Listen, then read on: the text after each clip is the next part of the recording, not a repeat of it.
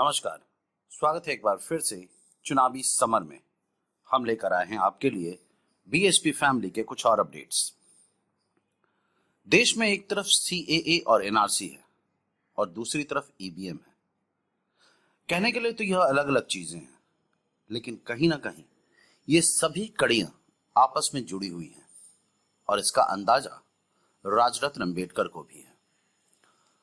दरअसल राजरत्न अंबेडकर का जितना जोर सीएए और एनआरसी पर है, उतना ही जोर ईवीएम पर भी है, क्योंकि उन्हें पता है कि अगर एक बार ईवीएम हट गया तो फिर सीएए और एनआरसी को हटने में वक्त नहीं लगेगा।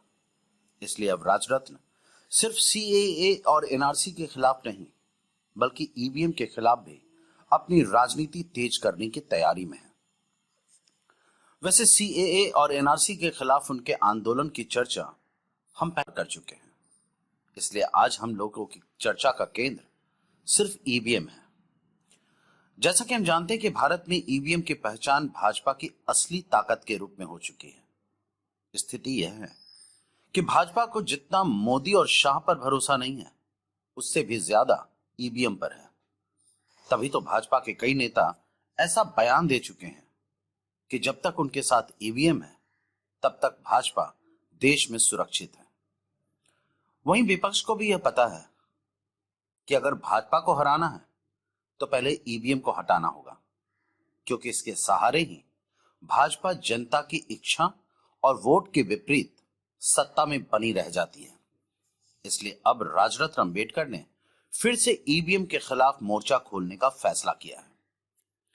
आपको बता दें कि सूत्रों के अनुसार पता चला है कि राजरत्न अब यूएन पर दबाव बनाना चाहते हैं कि यह संस्था जल्द से जल्द ईवीएम को बंद करे।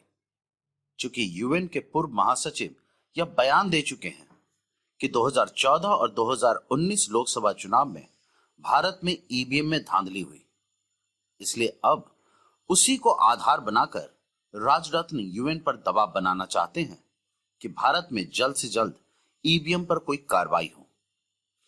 उनका मानना है कि आज देश के दलितों और मुसलमानों का जो शोषण हो रहा है, उसमें बहुत बड़ा योगदान ईवीएम का भी है। दरअसल अगर ईवीएम नहीं होता तो फिर मोदी सरकार पूर्ण बहुमत के साथ सत्ता में नहीं आती और फिर नहीं उनके मन में तानाशाही करने की भावना जागती। इसलिए राजरत्न दलितों और मुसलमानों की तकलीफ के मुख्य कारण को ही हटाने के लिए अब गंभीर हो गए हैं। सीधे शब्दों में कहें तो राजरत्न अंबेडकर ने ईवीएम के खिलाफ मोर्चा खोलकर मोदी सरकार को जोर का झटका दिया है।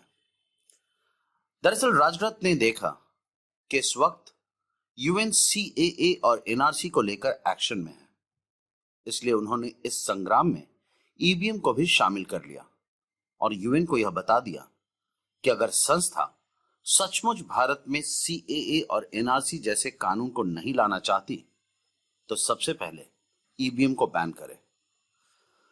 कुल मिलाकर हम यह कह सकते हैं कि राजरत्न अंबेडकर ने सीएए और एनआरसी के बाद ईवीएम के खिलाफ आवाज उठाकर एक तरह से भाजपा की कमर तोड़ दी है। हमारे साथ बने रहने के लिए आपका धन्यवाद। आप हमारे प्रोग्राम्स को today's.com पर भी देख सकते हैं और आप हमें टुडेज टीवी पर ट्वीट भी कर सकते हैं। Thank you.